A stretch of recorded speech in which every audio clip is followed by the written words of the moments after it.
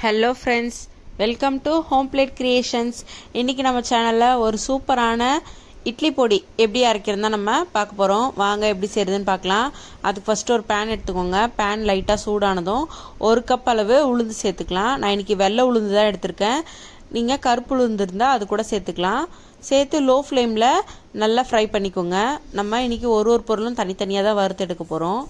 கருக விடாமல் இந்த மாதிரி லைட்டாக கோல்டன் ப்ரௌன் கலர் வர வரையும் நம்ம ஃப்ரை பண்ணி எடுத்துக்கலாம்.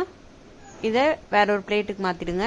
நெக்ஸ்ட்டு எந்த கப்பில் உளுந்து எடுத்தோமோ அதே கப்பில் 1/2 கப் அளவு கடலைப்பருப்பு சேர்த்துக்கோங்க. அதையுமே லோ ஃப்ளேம் வச்சு நல்லா ஃப்ரை பண்ணி எடுத்துக்கலாம். நெக்ஸ்ட்டு அதே மெஷரிங் கப்பில் 1/4 கப் அளவு எள்ளு சேர்த்துக்கலாம். நான் இன்றைக்கி வெள்ளை எள்ளு தான் எடுத்திருக்கேன். உங்ககிட்ட கருப்பு எள்ளு இருந்தால் அதை கூட யூஸ் பண்ணிக்கலாம். லோ ஃப்ளேமில் வச்சு இதுவுமே ஃப்ரை பண்ணி எடுத்துக்கோங்க. நெக்ஸ்ட்டு 1 ஸ்பூன் மிளகு, 1 ஸ்பூன் சீரகம், இது ரெண்டும் ஃப்ரை பண்ணிக்கலாம்.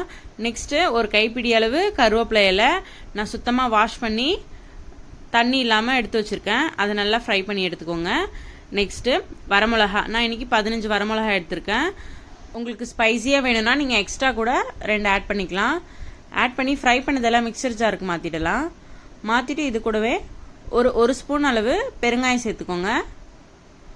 அதே போல் 1 ஸ்பூன் அளவு கல்லுப்பு, இதெல்லாம் சேர்த்துட்டு அரைச்சி எடுத்துக்கோங்க. ரொம்ப நைஸாக வேணாம், கொஞ்சம் குறப்பாகவே அரைச்சி எடுத்துக்கோங்க.